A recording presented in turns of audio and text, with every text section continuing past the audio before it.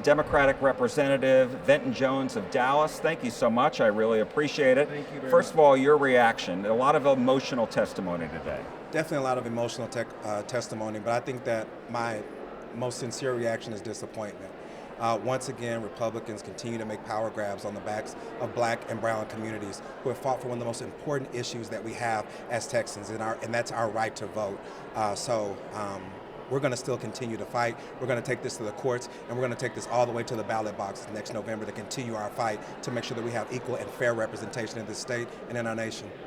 And I wanted to ask you, because timing is of the essence, because I know Democrats want to get this to the U.S. Supreme Court as quickly as possible, because in November, that's when all the candidates can start filing their paperwork to run. So everything has got to be set. The maps have to be set, right? And so we know that the Supreme Court doesn't like to really interfere with that process once it's already started happening. So talk to me about the importance of timing for Democrats. Well, timing is critical, which is exactly why Republicans waited until a special session to bring up redistricting. During the regular session, there were no hearings regarding redistricting. That committee had never met, and we could have used this time to actually talk with the 31 million Texans that will be impacted, impacted by this map.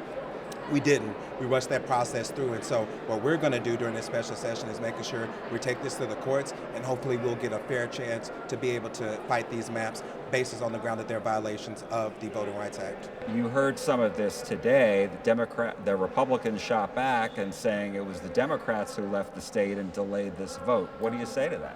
Well, many of those Republicans are actually running for these very seats. So I think that it's important to be able to really understand where the message is coming from. What I'm taking my guidance from is from the people, and the people who came to the redistricting hearings to say enough is enough, the people who supported Democrats for making the quorum break, and the people who still continue to have their voices heard, that enough is enough when it comes to the power grabs that our Republicans are making on the backs of growing minority populations in this state. Now, there were some Republicans who said that this was, all the Republicans have said this is based on political performance.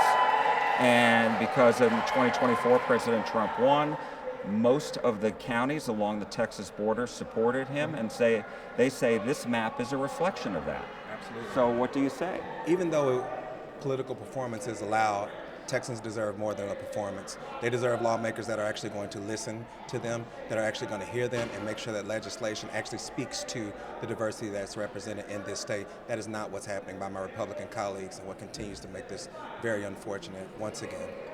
And so as far as, I know you're trying to get this in the courts now, but what have your constituents said? What have you heard from them during this entire process? Well, I've heard from constituents of all ages, but what I think that is the most important to highlight are the constituents that actually survived the civil rights era, when we were once again fighting for our rights to vote. Those same constituents that experienced the bombs, that experienced the crosses and yards, that experienced all of the things that were needed in order to advance voting rights. And once again, we are moving to put legislation forward that would undo that, and also 5 years early. So it's definitely within the rights, as the Supreme Court has mentioned, for political theater. Just Texans deserve more than that. Last question, I appreciate your time. You have said you call these maps racist, and you call Republicans racist. Very strong language. Do you still stand by that? I have always said that these maps are racist based on their violation of the Voting Rights Act. I've never called any of my colleagues racist.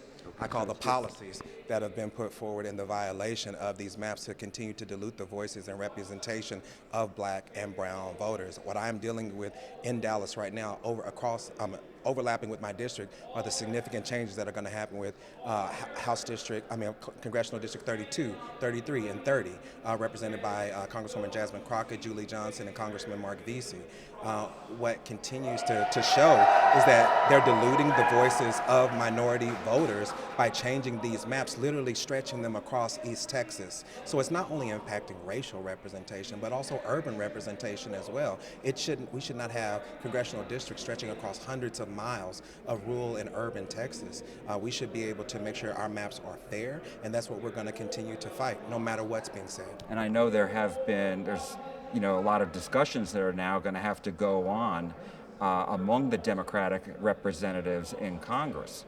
because at this point, they're trying to figure out which districts are they going to run in, because as you mentioned, there are right now 3 congressional seats held by Democrats in North Texas. That's going to go down to 2 now that these maps are basically passed.